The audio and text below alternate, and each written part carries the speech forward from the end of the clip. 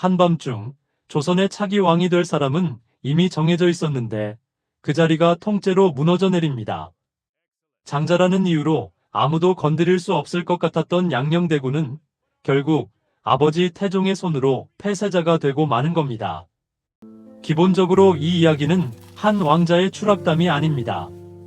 조선이라는 나라가 막자리를 잡아가던 시기에 왕권과 가문, 원칙과 현실이 정면으로 충돌한 사건입니다. 태종은 왕자의 난을 거쳐 왕이 된 인물이었고 누구보다도 권력의 냉혹함을 잘 알고 있었습니다. 그래서 그는 나라를 맡길 사람에게 감정이 아니라 능력을 받고 그 기준에 아들이 걸려들기 시작한 거죠.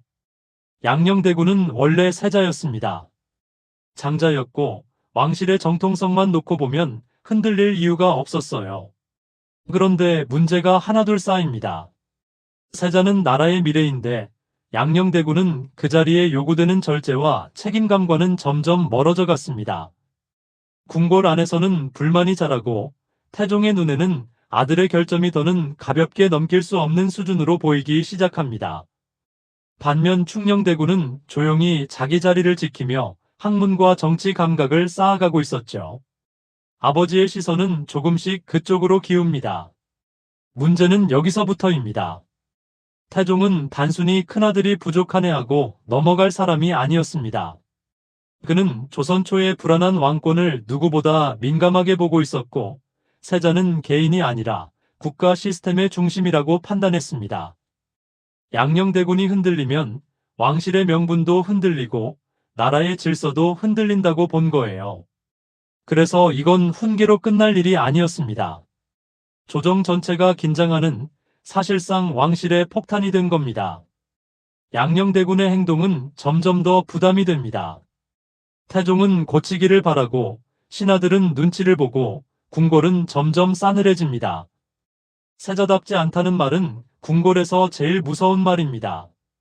그 한마디가 쌓이면 결국 사람 하나의 성격 문제가 아니라 나라의 후계 문제로 번지거든요. 그리고 그때부터 충녕대군이 보이기 시작합니다. 형과 달리 성실하고 차분한 동생. 태종 입장에선 점점 비교가 시작되는 거죠. 실록의 분위기를 그대로 옮기면 이 사건은 절대 한순간에 터진 게 아닙니다. 건조하게 기록된 문장들 사이에 반복되는 건 결국 하나예요. 더는 세자로 두기 어렵다는 판단입니다. 실제 조선왕조실록의 기록을 보면 이 끔찍할 만큼 냉정한 상황을 그렇게 건조하게 밀어붙입니다. 세자의 행실이 법도에 맞지 않으니 종사를 맡길 수 없다. 이런 식의 기록은 감정을 쏟아내지 않는데도 더 소름이 돋습니다. 왕실 안에서 아들을 평가하는 문장이 아니라 국가가 사람을 도려내는 문장처럼 들리기 때문입니다. 이제부터는 단순한 불화가 아니라 폐세자를 향한 레이스가 시작됩니다. 태종은 아들을 붙잡고 싶었을지도 모릅니다. 하지만 군주로서는 붙잡을 수 없었습니다. 세자를 바꾸는 순간 장자 계승의 원칙도 흔들리고 태종 자신이 세운 질서에도 금이 갑니다. 그럼에도 그는 움직입니다. 왜냐하면 태종에게는 감정보다 더 큰 두려움이 있었기 때문입니다. 바로 나라가 무너지는 것 말입니다. 그리고 절정에서 선택은 냉혹하게 굳어집니다. 양녕대군은 더 이상 돌아갈 수 없는 길에 들어서고 충녕대군은 운명의 반사이익을 받습니다. 이 대목이 정말 무서운 이유는 누가 칼을 휘둘러 피가 튄 사건이 아니기 때문입니다. 궁궐 안에서 조용히 하지만 완전히 한 사람의 미래가 지워지는 순간이기 때문이죠. 아버지가 아들을 버린 게 아니라 왕이 후계자를 교체한 겁니다. 그런데 이 둘은 결국 같은 말처럼 들립니다. 그래서 더 잔인한 거예요. 양녕대군은 폐세자가 됩니다. 장자의 자리는 사라지고 왕의 기대도 사라집니다. 하지만 이 사건의 끝이 단순한 비극으로만 남지는 않습니다. 충녕대군은 결국 세종이 되어 조선을 대표하는 성군이 됩니다. 그래서 후대 사람들은 이 선택을 두고 결과적으로 옳았다고 말하곤 하죠.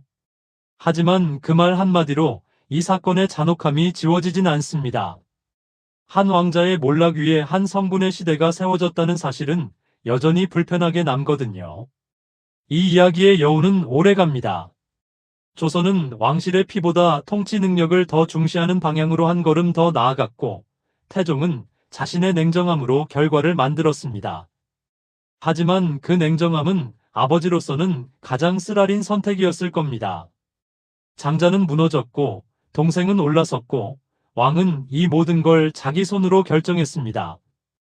이 사건은 그래서 늘 두 얼굴을 가집니다. 성공한 국가 운영의 사례이면서 동시에 가장 인간적인 비극이기도 한 거죠. 다음 이야기는 여기서 더 자극적입니다.